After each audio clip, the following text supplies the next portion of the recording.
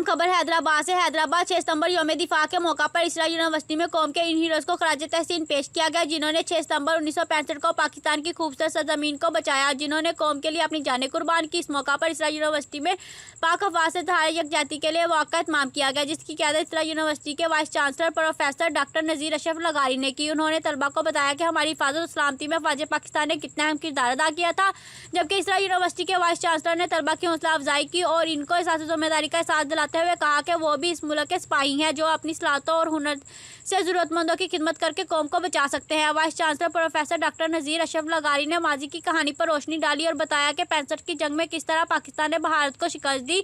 ये वो दिन था जब भारत ने बगैर किसी वार्निंग या ऐलान जंग के बैन अवी कवानीन के बरखिलाफ सरहद के पार पाकिस्तान पर हमला किया। इस तरह यूनिवर्सिटी के वाइस चांसलर प्रोफेसर डॉक्टर नज़ीर अशरफ लगारी ने मजीद कहा कि ये वो दिन है जब हमने इन बहादुर सिपाहियों को खराज तहसीन पेश करते हैं, जिन्होंने दुश्मन से वतन के दिफा में अपनी जानें कुर्बान की। हमायती न्यूज़ से मोहम्मद रायन की रिपोर्ट। मजीद खबरों के लिए देखते रहें हमायती न्यूज़ HD।